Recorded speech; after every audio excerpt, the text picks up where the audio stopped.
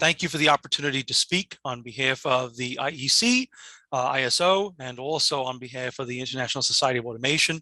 I'm Chris Monchinski. I'm going to walk you through a brief introduction to the relevance and importance of standards to implement a manufacturing intelligence environment in the smart manufacturing landscape.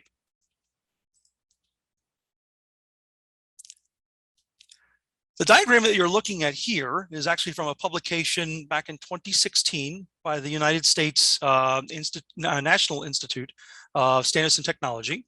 It is a survey document that is publicly available on the availability and implementation of standards in order to develop and become the foundation of a smart manufacturing ecosystem. It's a fairly exhaustive exercise, but there have been several others as well.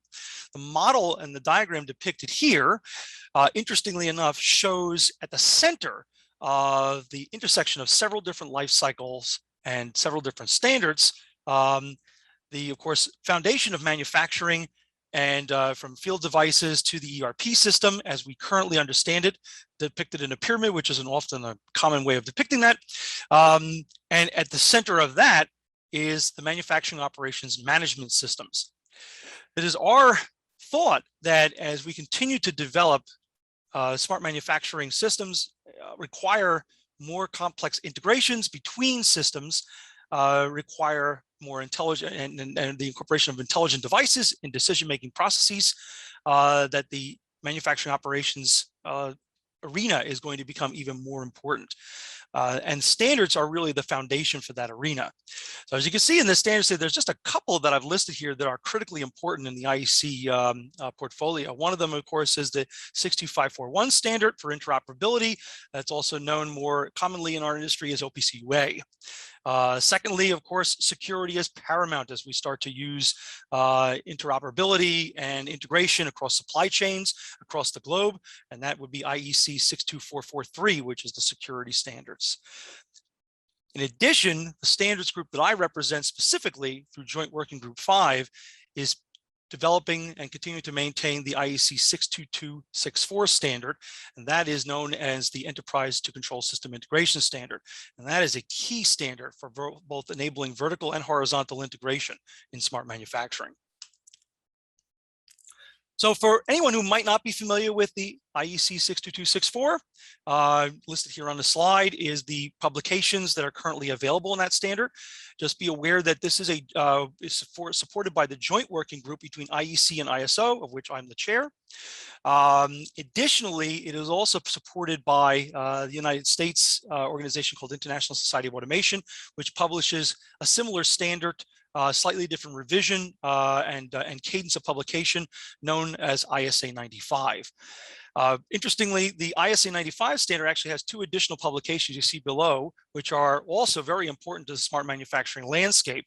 The ISA 95 Part 7, which is an alias service model for a namespace of different integrated systems, and also the Part 8, which enables the information exchange profiles, the ability to actually implement the ISA 95 standard across different industries, etc.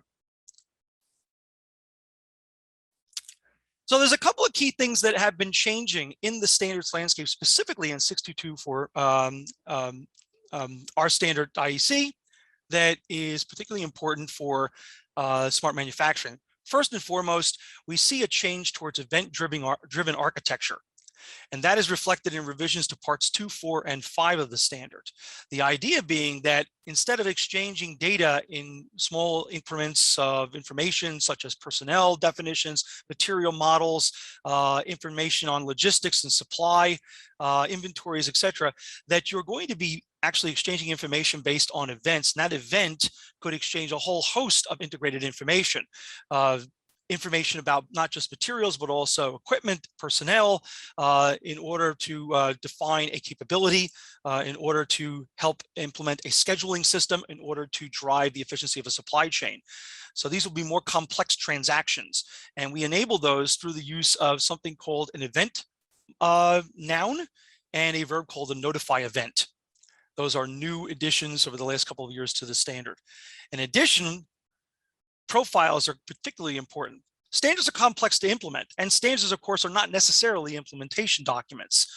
They define standards, and then we require information in order to understand the stories behind the use cases of which we can apply those standards effectively.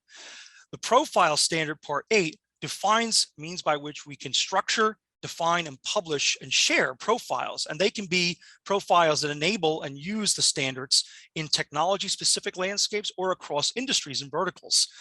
So, for example, we can have a profile that implements 95 in mining, but we can have one that implements it differently in oil and gas or LNG, or we can have one that implements it in a pharmaceutical life science supply chain.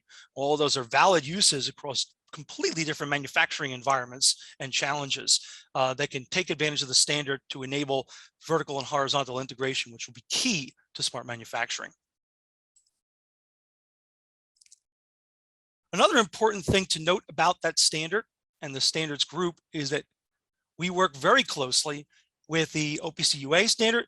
We are developing currently within the OPC group in a collaborative effort, a common object model, which implements the 95 and 62246 models inside of OPC UA. We're also working with the ISA Smart Manufacturing Division.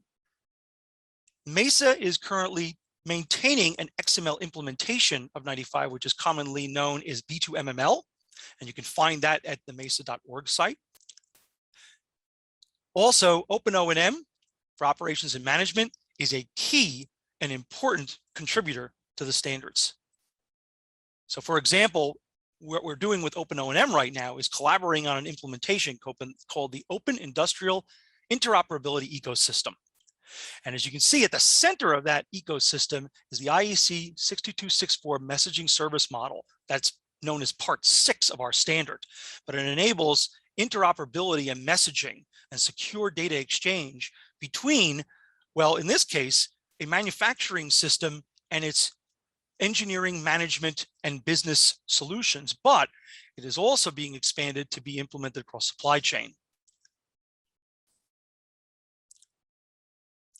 That standard, part 6 of 62264, can be found in an implementation guide called the ISBM version 2.0, currently published at OpenO&M. So again, you can look at the standard, but you can also look at use cases and implementation of how that standard would actually be realized using such technologies as web, SOAP, and even REST interfaces. So again, when we're trying to understand not just how standards fit into the landscape, but how they can be implemented to give us real effective capabilities and technologies to implement smart manufacturing ecosystem, we need both the standards and we need the published use cases and examples. And so I want to thank you for the opportunity to speak. Hope I've whet your appetite for a discussion on standards and how standards can enable an Industry 4.0 environment.